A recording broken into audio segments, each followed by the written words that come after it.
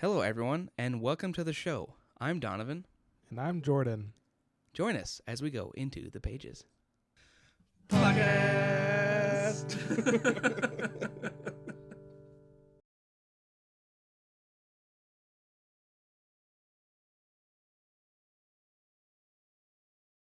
Davu, Dore, Mavu, welcome back.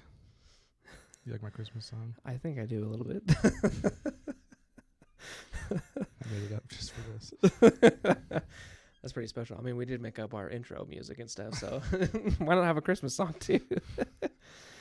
Do you think we should dress up for our next episode? Why? 'Cause it's- Christmas episode? Yeah. What is today's date? The Today's the 15th, 8th. No, it's not the 15th, is it? That would suck. Yeah, I'll be like, dang. Yeah, so maybe next time we'll have to wear a sandy hat or a beard or something. I don't know. Can draw? Do you think you can grow a long white beard by next week? No. I don't even want a long beard. It gets so freaking itchy. I hear the long ones aren't as itchy, That's what everyone tells me. but it's so hard to And I get can't past. get past the supposed itchy stage. That Oh gosh, it's the worst. All right, this week we are going into chapter 30 through 34.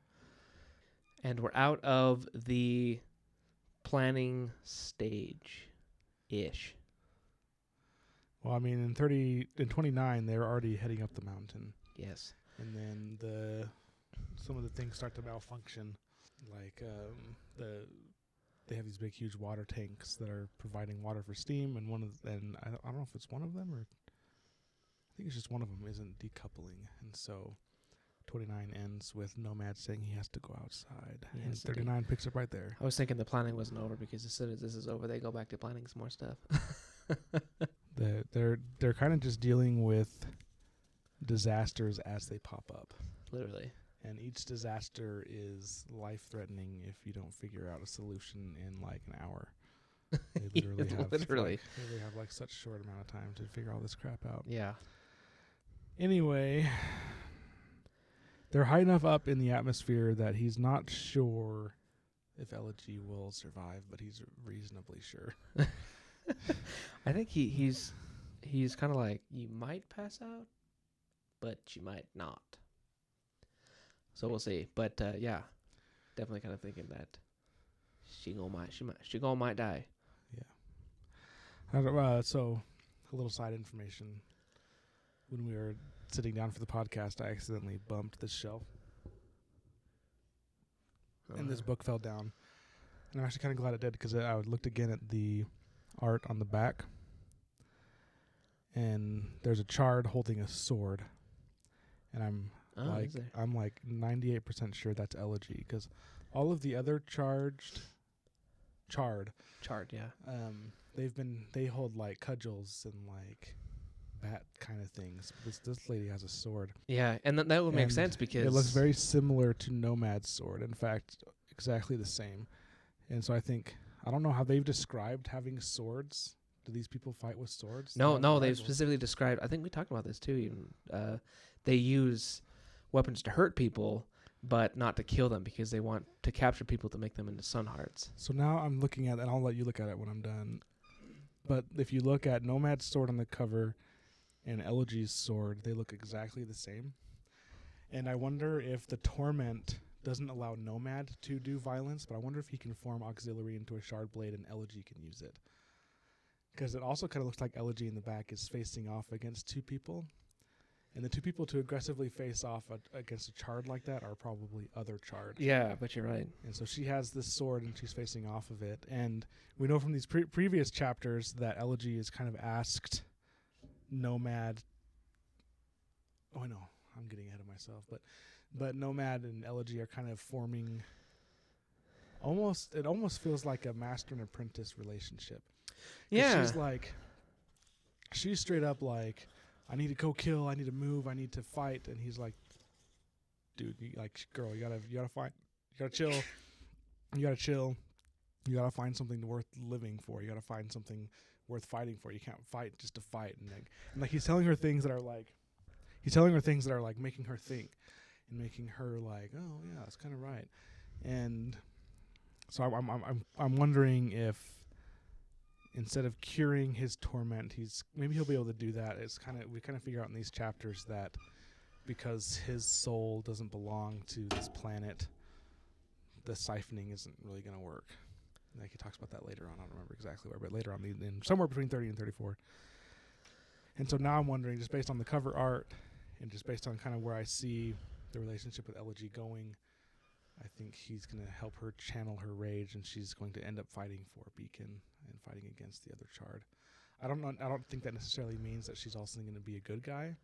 I think she's just going to focus her, I guess I could call it rage and battle lust. Battle lust is good. Instead of at the Cinder King's enemies, at the Cinder King himself.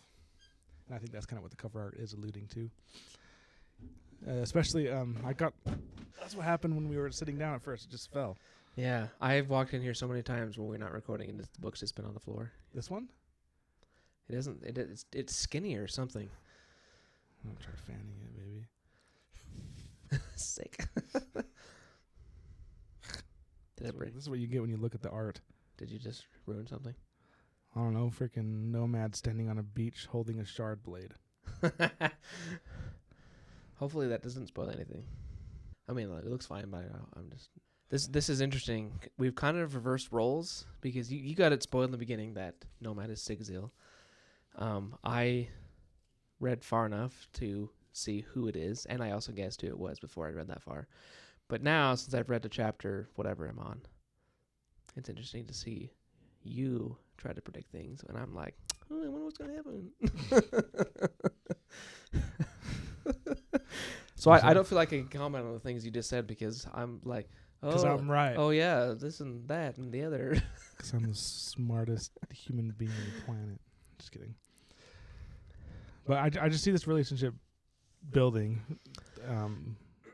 Not necessarily. I don't think they're going to be. I don't know if they're necessarily become friends, but I think Elegy is going to relate to Nomad in such a way because she knows Nomad's fighting soul and that he's a warrior, and she'll kind of, I don't know if look up to him is the right word, but take his advice and try to do what he says. Especially because when she was stabbed by the Cinder King, the what the crap is it called? Cinderheart burned away everything that she was.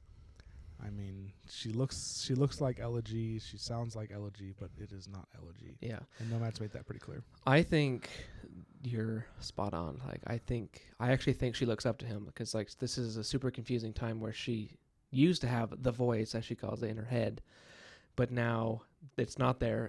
But Nomad has kind of replaced it. She still has this lust to fight, and she's like, I need to be fighting, I need to be killing, but she's now she seems to be fairly receptive to his teachings, if you want to call it that. Yeah. And kind of jumping around and skipping around a little bit, just since we're focused on this relationship. Later on, Elegy confides in Nomad that she's starting to hear the voice again. Kind of she describes it as she can hear it on the edges of her mind. So I'm not really sure exactly what that means. Maybe she's just starting to feel the influence again, or maybe whatever Nomad did was more temporary than he realized.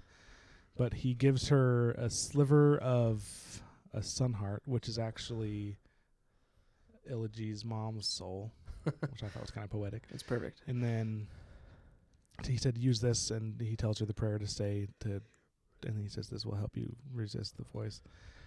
So kind of reinforcing that idea. And also, Nomad says something that I thought was pretty interesting.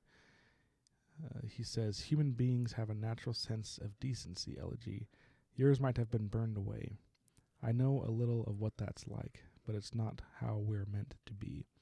And I think Nomad's kind of alluded to this several times throughout the book. Specifically, I think he's talking about when he used the Dawn Shard for whatever purpose. Look out. When he used the Dawn Shard for whatever purpose, it almost seemed to consume him in an interesting way, in a way that he didn't realize really 100% what was happening. And I think that's what he's talking about here, when he realizes a little bit about what it's like to have your decency burned away. He could also be talking about his time in Bridge 4, because bridge crew members and bridge carriers were kind of described as dead men walking. They were all just knew they were dead, didn't care about anything, just didn't want to do anything, just lay around, carry the bridge when they were told, and lay around and die. So you could be talking about that point in his life. You could be talking about the Dawn Shard. But I thought it was just an interesting look into a little bit into Nomad's past. Yeah. I personally think it's because of the Dawn Shard. Well, you're wrong. I'm just kidding. Oh, am I? And then we get a little bit of, I don't know how much we want to go into this, how he fixes the ship, it's pretty interesting how he does. Basically how it works, at least the way it's described, is that when the ships are like put together, they're kind of clamped on the top and on the bottom, and we find out later they kind of like mesh kind of like this and then clamp, so they're like kind of interwoven and then clamped. And he finds out that they're frozen shut, and so he breaks the ones on top and doesn't fall, and so then he goes below the ship. All this, by the way, is done in very low atmosphere, and his investiture is able to keep him going. Yes, he's not able to use his lungs to remain alive. He needs to use investiture. I like all the mentions he makes to his early moments as a Night Radiant, because he said normally it would be kind of hard to not want to breathe. He said that his training, because he said when you have Stormlight, gets rid of the Stormlight, and so he learned in his training to hold his breath when he's invested. And so, which I always thought was interesting, because like even though this is going to more of the Stormlight instead of Sunlit Man, but I thought that was interesting because you would think breathing, so that your lungs are keeping your oxygen levels up, would save more investiture, but apparently you still, just because you breathe out and the Stormlight leaves. I think it's just the way how Stormlight worked, because like when we know from reading in, I don't remember which one it was, but one of the Stormlight archive books, that the listeners and the fused, their bodies are much more efficient, and they hold in Stormlight longer, or I guess void light.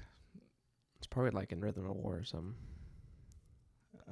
Probably because they're Roshar natives.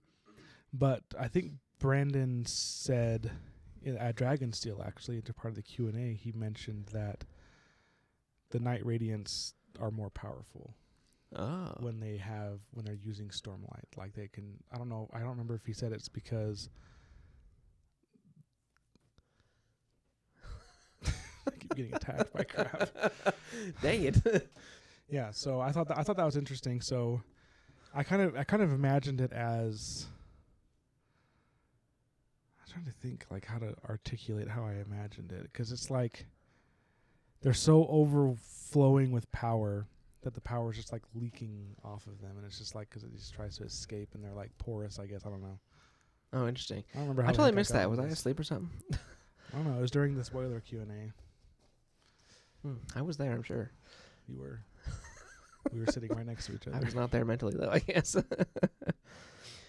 I did want to touch on something. What we learn in this something we speculated before, because we were talking somewhere that we were like, I swear the knights could speak to the Spren without verbally. Oh yeah. But in this, we learned that you can, but because of the Dawn Shard using auxiliary as a fuel source and killing him.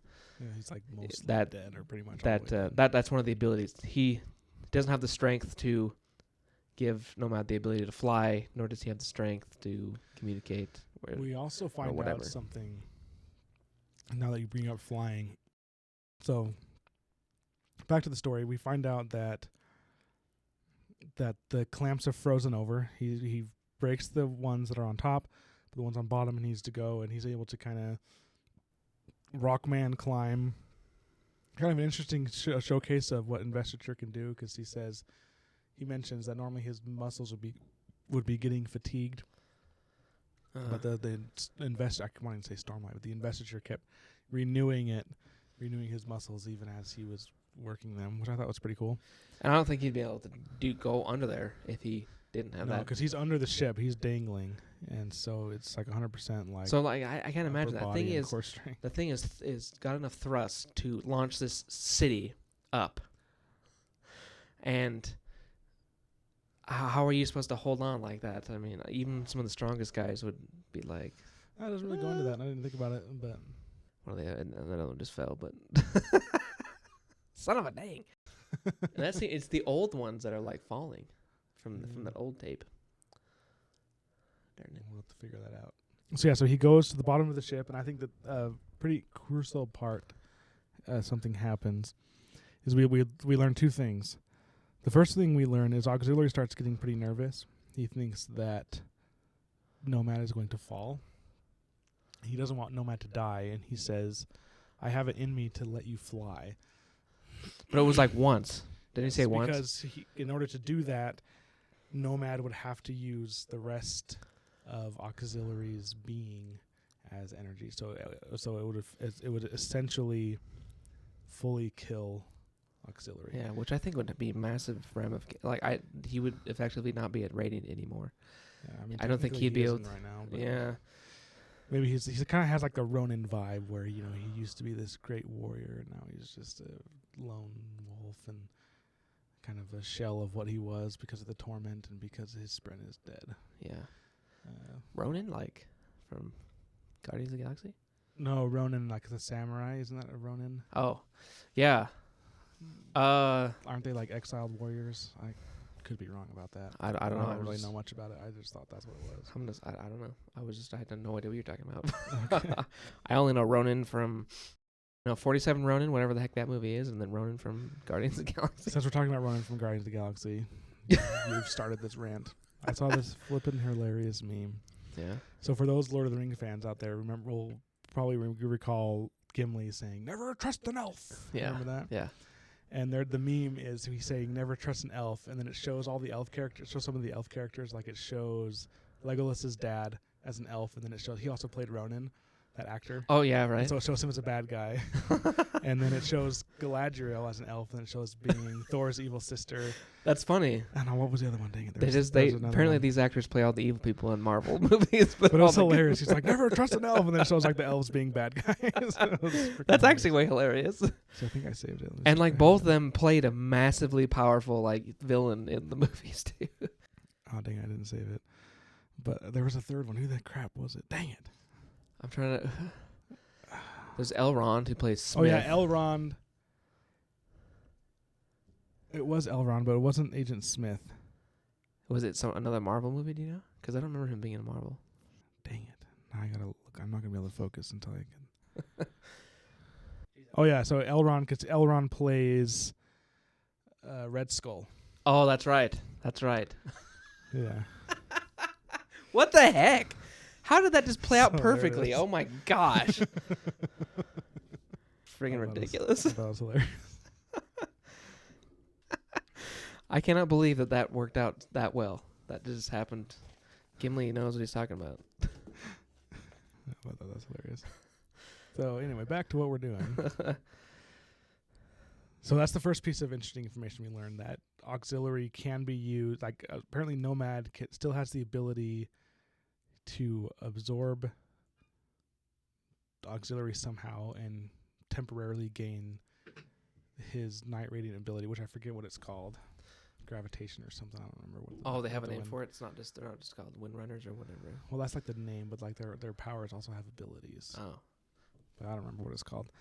And then the second piece of information we learn is that Nomad can form a shard blade if he fully intends and in fact uses it as only a tool. Yes. Because he gets to the bottom clamps and the way that they're bound pretty bad, and he also kind of postulates and thinks that there's also things internally, and there's no way for him to separate the water container. And if you can't separate the water container, they're going to crash.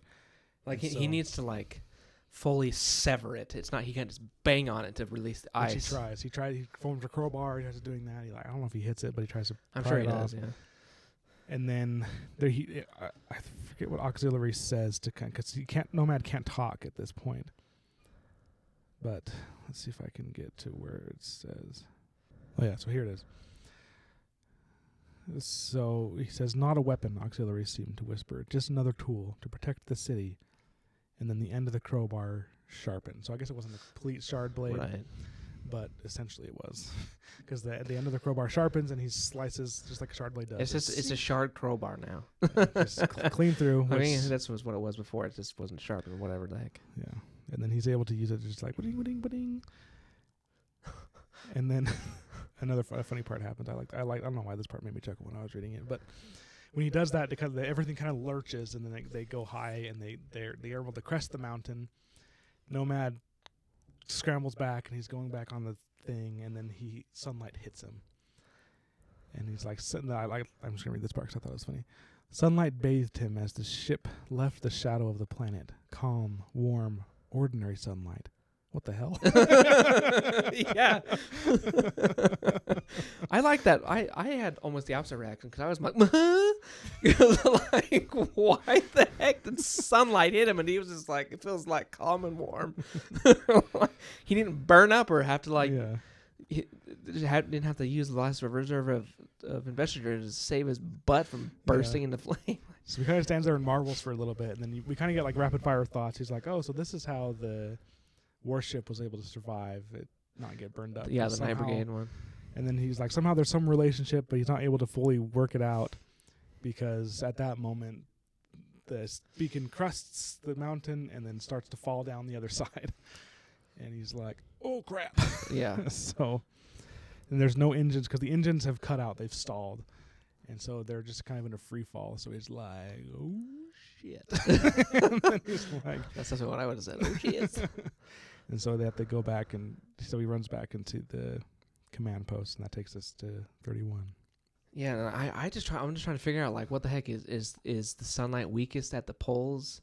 Because I think they're at one of the poles, aren't they? That's what he figures out. He starts to figure out that this planet isn't perfectly round, but maybe a little more oval, Oh, okay. and that's where the poles are, and that's why the mountains are able to kind of survive. That's what So what is he's it- that's what he's thinking. Yeah, so that would make He's me just trying to- think: he's is just trying that to why reason. the sunlight wasn't strong enough to do anything to him and to feel like normal? Because for some reason it's weaker at the poles. No, I don't think so, because they do say that everything around that area melts. I think it has to do with that he's not on the planet, is my guess. Like he's in the upper atmosphere. Oh, Like the okay. Yeah, lower that was atmosphere. another kind of thought of mine. So I think there's some relationship with the planet and how the planet's working. That must be it. I'm also guessing this because of the spoiler Q&A from Dragonsteel. Just kind of little things that Brandon said, like he thought it'd be really fun to have like what would it be like to have a really small planet with a super dense core. And so I'm like, okay, maybe it's like how the core is reacting to the sun, and they just assume it's this. I don't know. Maybe I don't know. But there's something weird because if you're in space, apparently the sun doesn't burn you. Yeah. So it doesn't seem like the sun itself is what's. It's like a fully invested. combination of something to do with the planet and the sun. Yeah, like you know how our atmosphere filters UV lights and things like that, or however the crap it works. I Right, don't know yeah. how it works.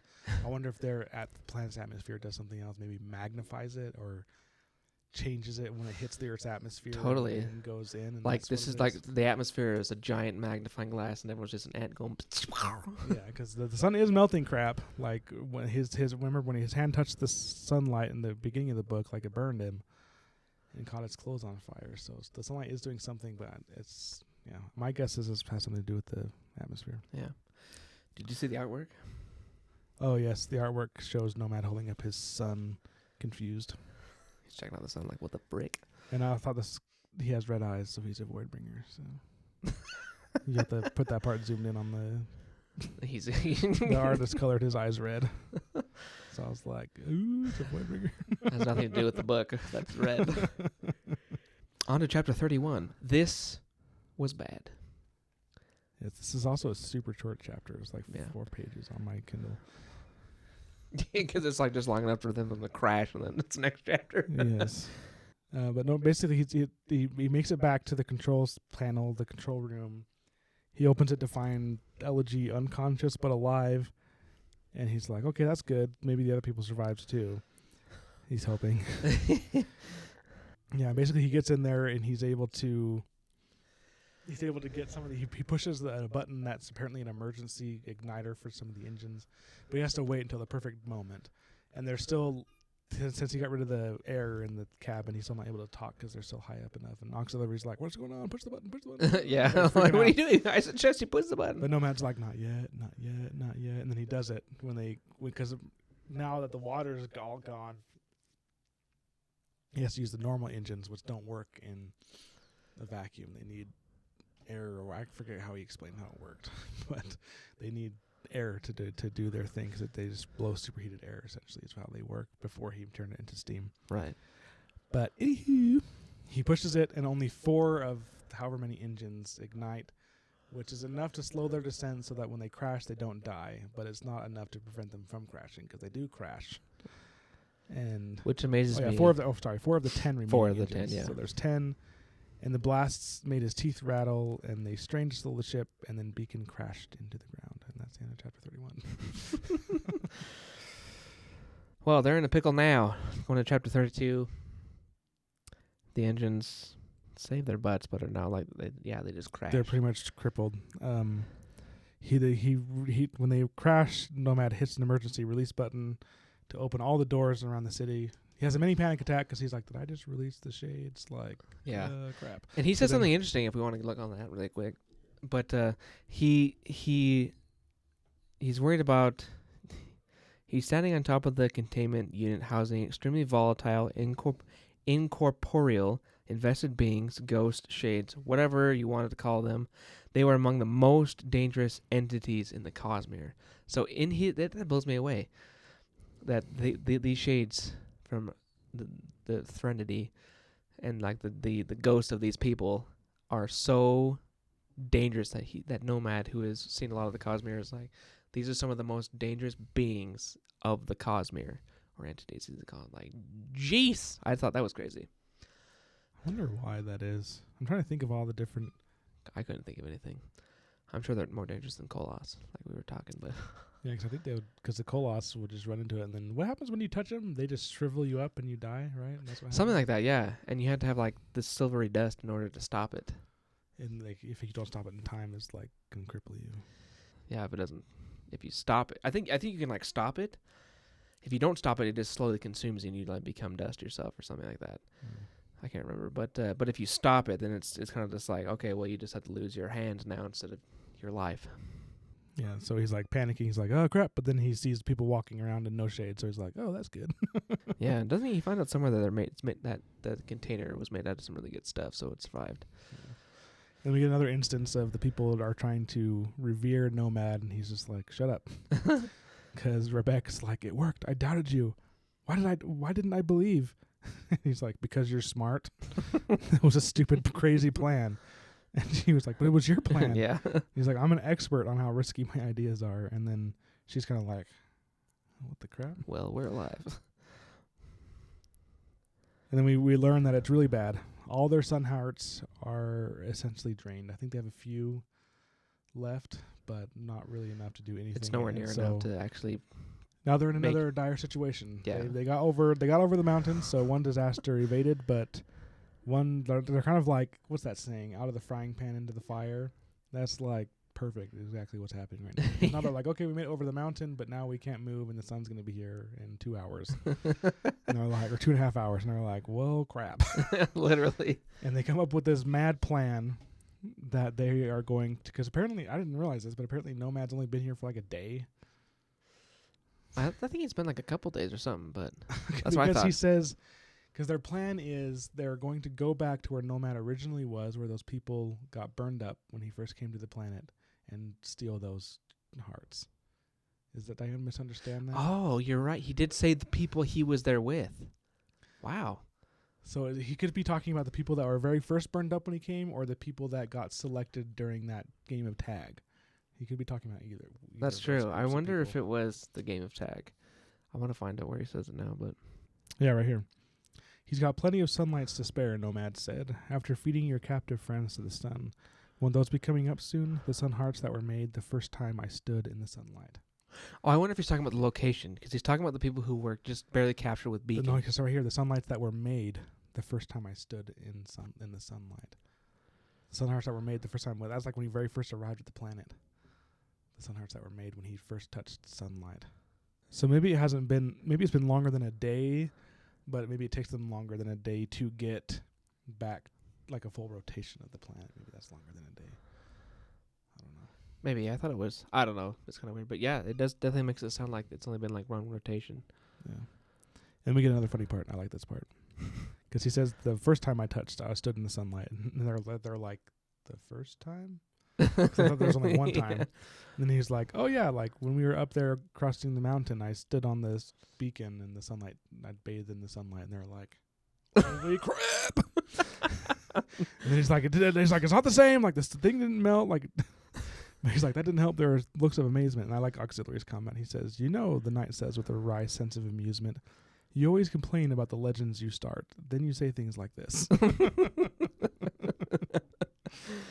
So here he is starting a legend. So now I think that he like stood in sunlight again. But okay, their plan is they're going to take, because they're like, we can't get there and fight the Sun King off, like because how the planet works. The sun comes and it's followed very closely by a really powerful storm called the Maelstrom. And then once the sun passes, the Maelstrom passes, then you can go and get the Sunhearts. And so they're like, we can't go during that time because we can't beat the Cinder King. Like, we can't take him by surprise again. And then Nomad's plan is, well, let's go in the Maelstrom and take them out while we're in the storm. And they're like, that's impossible. And he's all like, oh, the storm of my land. They said it was impossible until Kaladin showed me that it was possible. All these things. And then they kind of amaze him again because he's like, I'll do it. I'm going to stand it. And they're like, wow.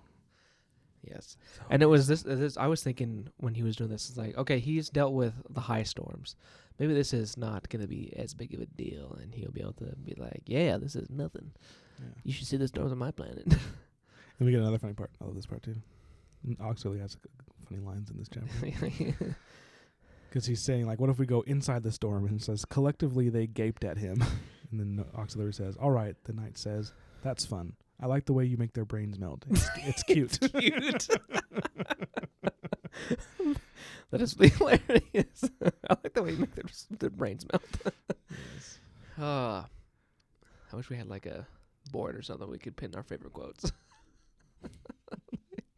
He's basically able to convince them of the plan because he's like, where we were like, they're like, it's super risky. And they're like, well, what, like, yeah, we need to take a risk right now. We have 2 hours before we're dead anyway. Yeah. And it's going to take an hour to get there. So they have 2.5, I think it's 2.5 hours. Yeah, 2.5 hours. 2.5 hours.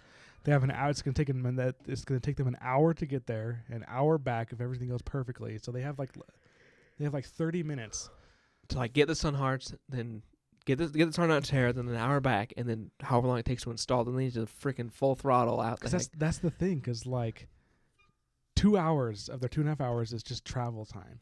Yeah.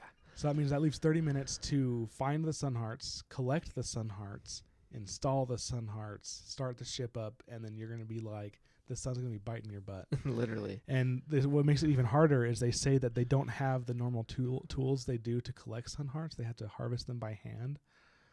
And so they have to find them and then dig them out of essentially a burned up, probably glass, like, I guess it's not glass because plants grow, but like, yeah, so.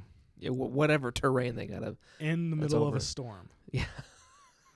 Which I actually kind of like the way that he did this storm. Because I was picturing like just like rain and high winds, but it's freaking fire. Yeah. That's what I was gonna bring up too. Is like I was totally like, oh yeah, he's used to like high winds, lightning, and like rain, but he wasn't. I was on the same wavelength as he was. Like no, this is like a maelstrom of fire. It's a tornado of fire. No wonder they're all gaping at him because he's like, I'm gonna step out in the raging inferno. And they're probably like, holy crap, well, I guess if the sun doesn't burn him, he'll survive that. But anyways, that's just the end of chapter 33. We can talk getting more up there. But they put together a team, and it's interesting for Nomad to see the team they put together because these people aren't as polite as the other people normally are. And Nomad's kind of like, oh, I guess that makes sense. You know, like not everyone's the same, and these people are different. And they kind of have a darker sense of humor. Like one of the jokes they say is, so Zeal, his job, he kind of organizes the whole thing, and then the people are like, so we're going to have to go out of the ship. And then he's like, well, you'll be getting out. and I'm just gonna be sitting inside, probably munching on tea cakes. Oh yeah, I remember that. Yeah. And like it just makes everyone chuckle. Like, and he calls him, "You blessed fool." We're all a group of blessed fools. Nomad's like, and the auxiliary's like, wait, is that fellow using the word blessed as a curse? He's like, it's a conservative religious society. He used the torch because so you know how we've finally found out their curse word, because you know in freaking a Scadrial, it was like Lord Ruler, and then what was it in Wax and Wane? What was their curse? They used Lord Ruler, Like rust, but like Rust was rust, one. and then in Roshar it storms. Yeah. And now we find out on this planet it's blessed. Like, we're all blessed fools. Yeah, right. You would think Like it'd be we're like all by like- the burning sun, or I guess you sun person. You wouldn't be really much of it. But it's blessed. That's kind of funny. It makes sense. So that we're they talking worship about that one freaking episode. Aiden Alsey. Yeah, we're talking about that one episode of like how each system and planet has its own curse words. But I think it's funny. I think Brandon purposefully, like, that is not just accidentally, intentionally did that with every single book. Totally. Because I swear, I bet you there's one for Nalthus too. What are they using in Warbreaker? Or something like colors. I don't remember. I know there is something, but I don't remember what it is. Color sounds right, but I don't remember either. I don't remember. Yeah, moving on. So it's a very risky plan, and Auxiliary even kind of brings up, he's like, this is a stupid plan, and these people are following you, and he's like, it's going to work. So it's kind of like, it seems like this is a pretty common thing for a lot of like movies and books. Like whenever there's this crazy plan, there's always someone that's like, this is a stupid plan, and then there's an optimistic person that's like, it's going to work. You just got to have faith, believe. So there's that. And then Rebecca kind of has like I guess you could call it like a rebellious moment, where she's kind of like she mentions, because Rebecca's part of this team. She's the pilot. I don't know if we mentioned that, but we are now. But she mentions, she's kind of like, oh, thanks for bringing me along. You know, everyone kind of treats me like as almost like as a figurehead. Like I'm supposed to be like, they treat me carefully and tiptoe around me, because her sister was Elegy, who was their lodestar, which is their leader. And then she asks freaking, what's his name? Nomad. She asks Nomad to teach her how to be a killer, which I don't think she actually wants. I think what she wants is to be respected. And Nomad I think he even realizes that himself, and I think he gives her a reality check. He says, I can teach you to fight, but being a killer is something completely different. Like learning how to fight is essentially training your body, training your muscles, and building up muscle memory, so that when you're faced with where you have to kill someone, your body just reacts and you do it before you realize how terrible it is and how it's going to ruin your life, is essentially what he says. And she's like, that sounds terrible. And yeah, then, I definitely think you're right, though. yeah. She wants respect. And she basically says, one requires skill, the other requires, and then she says, no conscience. And then he says, it's the existence of a conscience that makes it being killing. So essentially, it's the existence of a conscience that makes killing difficult. And then combat training is about preparing you to act regardless of conscience. And then, so basically training your body so that you kill before you realize you're killing. And she's like, oh, that's awful. So I think he does that I think he, I don't know, because he's so pessimistic, but I think I would like to think that he told her that way intentionally, knowing that it would make her realize that it's stupid to want to be a killer, to want to kill people. Yeah. I think he shocks her in a way that emphasizes that it's not natural and it's not good to kill. And because he realizes, I think, that the reason she wants to be a killer is because she sees how everyone so readily accepts, respects, and follows Nomad, and she attributes that to the fact that he's a killer. And so she's like, I want that respect. I want to be a leader. Yeah, so she's kind of just like a naive little child right now. Yeah. And it's funny that she feels that way too, considering that he's not really killed anyone. Not that she's seen, anyway. Yeah. And then he even straight up says, he's like, you don't need to be a killer to get people to respect you. And then she's like, but how? And then he says, keep following your gut. You have good instincts. Keep doing what needs to be done, and you'll get there. And then she has like the classic impatience of youth, like, when? And he's like, freaking chill. He should have said it like that. Yes. And then he tries to distract her, and he's like, yo, your sister seemed a little bit better. And she's like, she remembered? And he's like, no. But she didn't seem quite as feral, which I thought was funny. And then I also like what he said when she thanks him for carrying her. He says, I have empathy for abandoned soldiers, being one myself. And so I like these little allusions because, again, he could be talking about when he felt abandoned by Whit when he was in the bridge crew.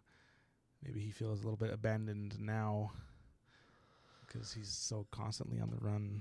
Yeah, what was he before Bridge 4? Do we know?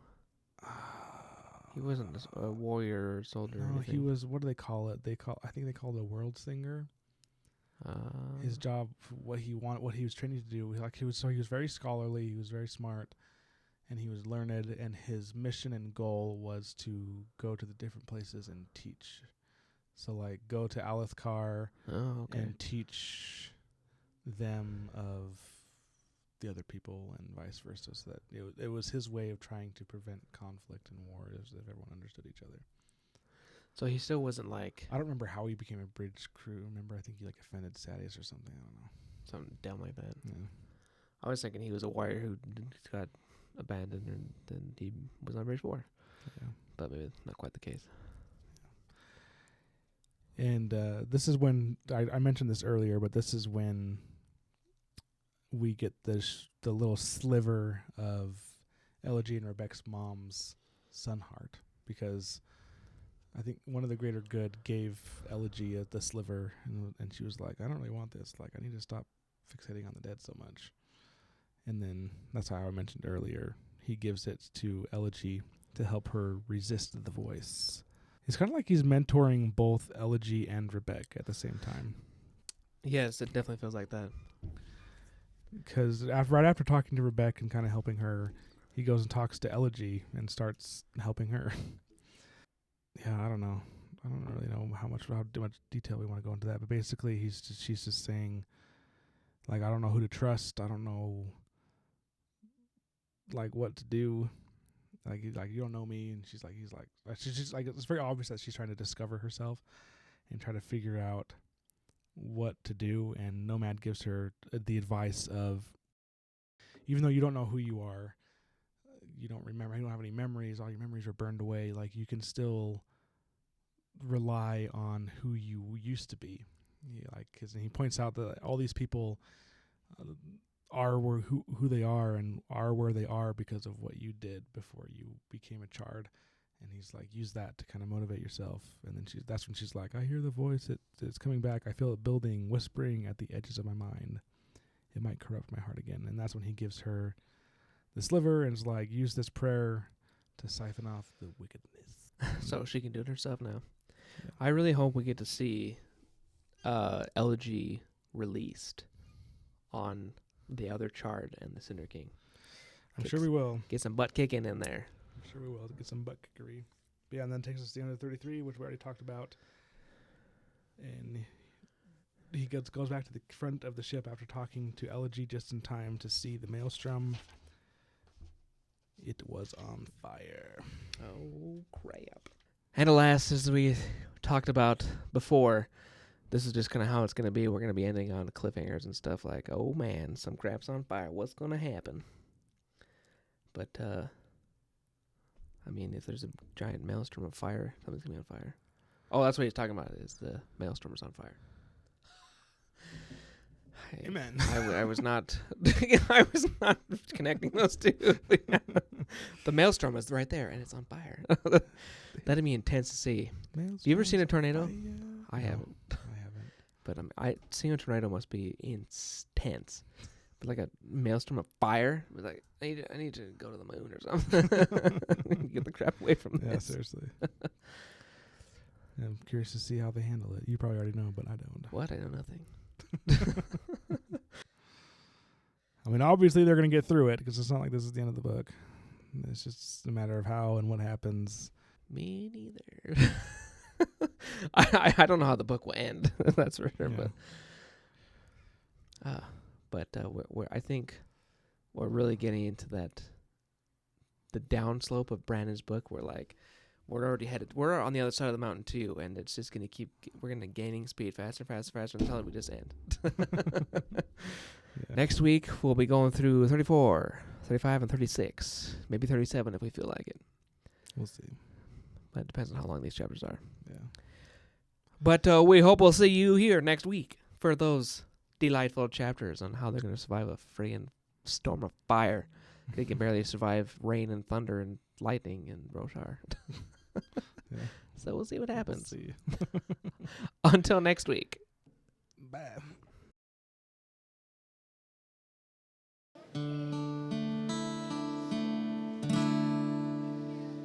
It's over.